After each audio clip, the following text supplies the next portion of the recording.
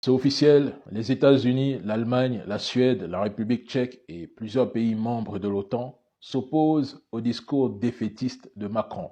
Monsieur Joe Biden n'enverra aucune troupe en Ukraine et se désolidarise des propos de Macron. Elle a peur. Aucun pays ne veut prendre le risque d'une escalade nucléaire avec la Russie, même si on le sait tous, en coulisses, ils envoient des mercenaires comme s'ils expédiaient des colis d'Amazon. Monsieur Emmanuel Macron, ce qui se passe ici confirme une fois de plus ce que je dis. La situation actuelle de l'Europe arrange bel et bien les Américains.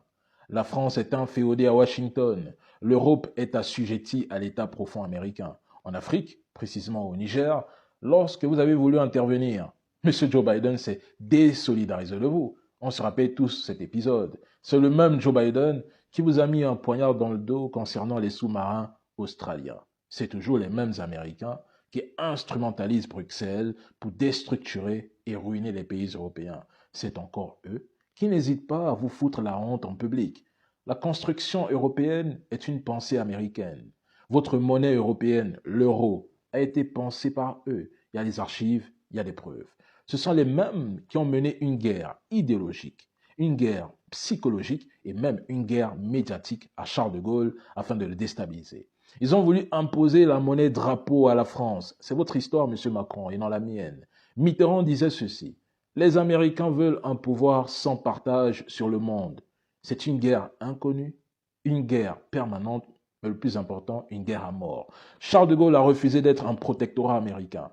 Il a refusé d'être un vassal de la politique américaine. Mais aujourd'hui, la France est pire qu'un protectorat au point où vous n'imaginez même plus une France sans l'Union européenne. C'est grave. Cette même Union européenne qui prend ses ordres depuis Washington.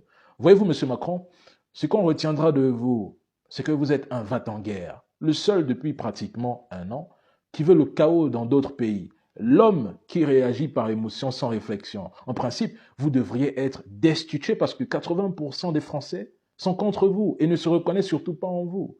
L'Afrique noire est contre vous, bon, excepté certains pays. L'Asie est contre vous. Les Polonais même se moquent de vous. Au sein de l'Union européenne et même de l'OTAN, vous êtes méprisé. Et même, M. Emmanuel Macron, Joe Biden ne souhaite aucune guerre nucléaire parce que le complexe militaro-industriel américain dépend des Asiatiques et des Russes. Et vous le savez, sans les États-Unis, la Russie fera une bouchée de l'OTAN. À présent, lançons la discussion. J'ai l'envie d'adopter une perspective conspirationniste pendant 10 secondes. Poutine nous a dit que son meilleur président, c'est Joe Biden. Bon, monsieur Macron, qui ne vous dit pas que tout ce qui se passe en Europe a été planifié? Et par qui?